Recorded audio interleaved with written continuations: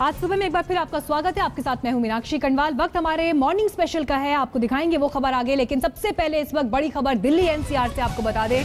गुड़गांव से जबरदस्त traffic jam की खबर आ रही है। सड़कों पर कई किलोमीटर लंबा जैम लगा है, गाड़ियां रेंग रेंग कर चल रही हैं और वजह है डीजल टैक्सी वालों की हड़ताल। प्रदर्शन कर रहे हैं वो क्योंकि सुप्रीम कोर्ट ने फैसला दिया 1 मई से दिल्ली में डीजल टैक्सी पर बैन को लेकर दिल्ली एनसीआर में, और इसके खिलाफ प्रदर्शन जारी है, जिसको देखते हुए ये देखिए तस्वीर आपके सामने कितने जबरदस्त तरीके से ट्रैफिक जैम है। दफ्तर का समय है, लोग घरों से निकले हैं ऑफिस पहुंचने के लिए, लेकिन इस जैम का सामना उन्हें दिल्ली गुड़गांव बॉर्डर पर करना पड़ा है। दिल्ली में डीजल टैक्सी को बैन कर दिया गया है और उसके बाद जो तस्वीर बॉर्डर एरिया पर दिखाई दी ट्रैफिक को लेकर वो आपके सामने। अपडेट्स के साथ हमारी संवाददाता रोशनी ठोकने जुड़ गई है हमारे साथ। रोशनी, अभी भी कितना एरिया है जो प्रभावित है इस जैम की वजह से गुड़गांव और आसपास के इलाकों का? देखिए, अगर आप रजौकरी बॉर्डर पर खड़े होकर देखिए तो तकरीबन यहाँ से 1 किलोमीटर का स्ट्रेच जो दिख रहा है वो पूरा गाड़ियों से पटा हुआ है।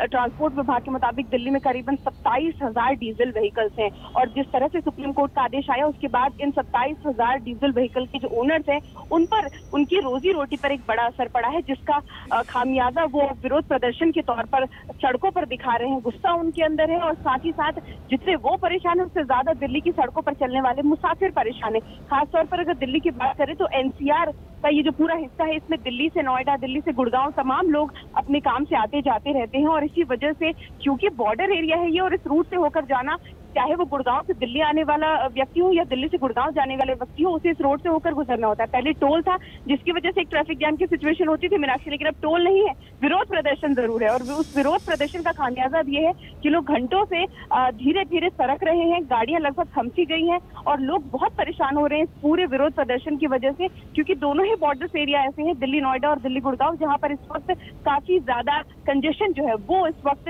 सड़कों पर दिख रहा है। जी मीनाक्षी। रोशनी, खास बात यह है कि कोर्ट में ये दलील दी गई थी ड्राइवर्स को लेकर, जो टैक्सी चलाते हैं उनको लेकर, कि उनके रोजी रोटी पर असर पड़ेगा और किसी तरह का रिलीफ, राहत कोर्ट से मांग की गई थी, लेकिन कोर्ट ने सिरे से इस बात को खारिज कर दिया कि दिल्ली को गैस चैम्बर बनने नहीं दिया जा सकता क्योंकि डीजल टैक्सी से प्रदूषण बाकियों के मुकाबले 27% ज्यादा होता है।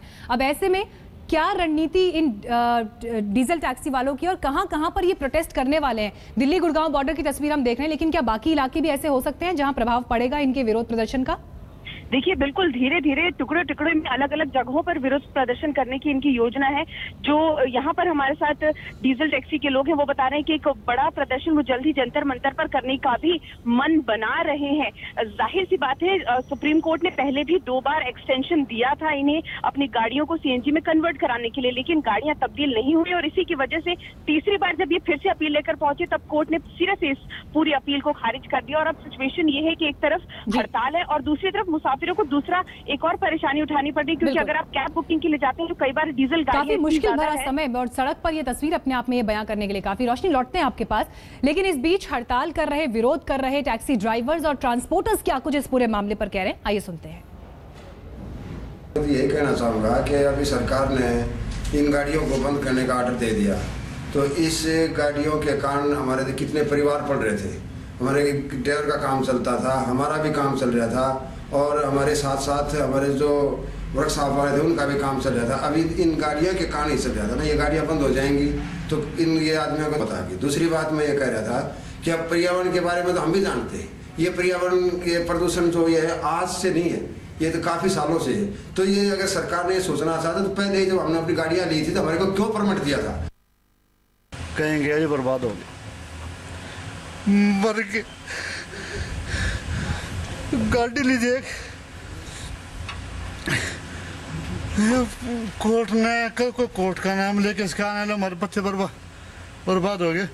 डिजायर गाड़ी खड़े 62 बाण में लोन पे 5 साल परमिट भरवा लिया, किस्त रह रही, कोर्ट ने मना कर दी, अब उस गाड़ी कहाँ लेके जाओ जी? तो ट्रांसपोर्टर्स और टैक्सी ड्राइवर्स यहाँ पर अपने ऊपर किस तरह की समस्याएं इस फैसले के बाद आ रही हैं वो सब बताते हुए, लेकिन दूसरी तरफ दिल्ली की सड़कों का ये हाल आपके सामने है और तीसरी तरफ कोर्ट ने सख्त रुख इस पर अपनाया और ये कहते हुए इस मांग को सिरे से खारिज कर दिया था कि डीजल टैक्सी को बैन करना होगा, सीएनजी की गाड़ियों को चलाना शुरू करना होगा, क्योंकि ये व्यवस्था, ये ऑप्शन, ये विकल्प आपके पास है। लेकिन इन दो फैसलों के बीच यहां पर यह तस्वीर भी आपके सामने है बॉर्डर एरिया की। जो लोग दिल्ली से गुड़गांव आज दफ्तर के लिए निकले होंगे, किन बुरे हालात का उनको सामने करना पड़ रहा होगा, ये तस्वीर अपने आप में बयां करने के लिए काफी।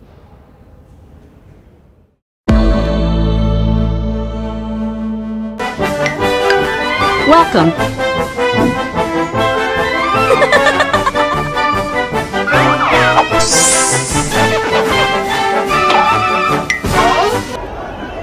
तस्वीरें आपके सामने, किस तरीके से यहाँ पे हंगामा होता है, किस तरीके से कन्हैया मंच पर मौजूद होता है, वहाँ पर मार पिटाई चल रही होती है।